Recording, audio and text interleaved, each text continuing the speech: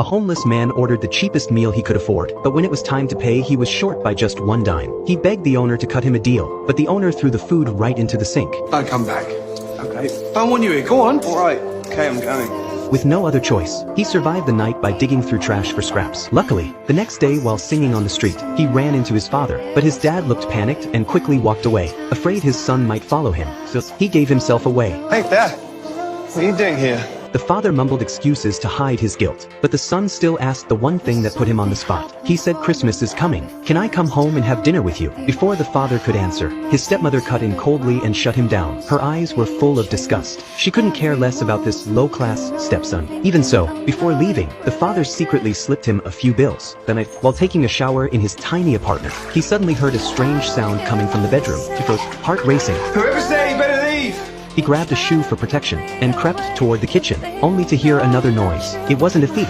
It was a chubby orange cat. Relieved, he didn't chase it away. Instead, he gave it the last of his milk. Staring at the cat, he felt a deep sadness. There's gonna be a family worried about you. After the cat ate, James opened the window and tried to send it home, but the cat wouldn't leave. It turned back and looked at him, its eyes full of longing and trust. Maybe because James was so lonely, he decided to let it stay for the night. The next morning, James went door to door asking if anyone had lost a cat, but no one claimed it. Out of options, he set the cat free, but fate had other plans. When he got home that evening, he found the cat sitting right outside his door. As he approached, he saw it was hurt. Panicked, he took off his jacket and scooped it up, with no idea who the owner was. He turned to the girl next door, Betty, for help. She patched the cat up and told James to take it to a free charity vet. Thankfully, the cat was treated, but just as James was about to thank the vet and leave, the receptionist hit him with a bombshell. The follow-up meds would cost £22, a huge amount for someone homeless. My food money for the next week.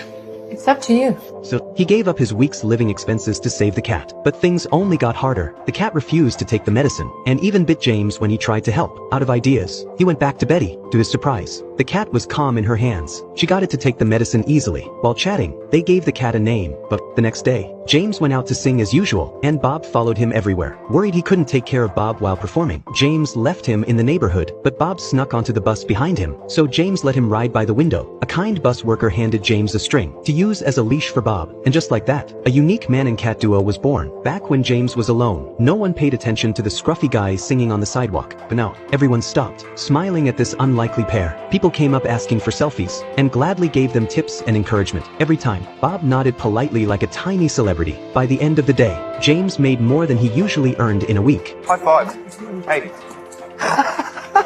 You know what just happened?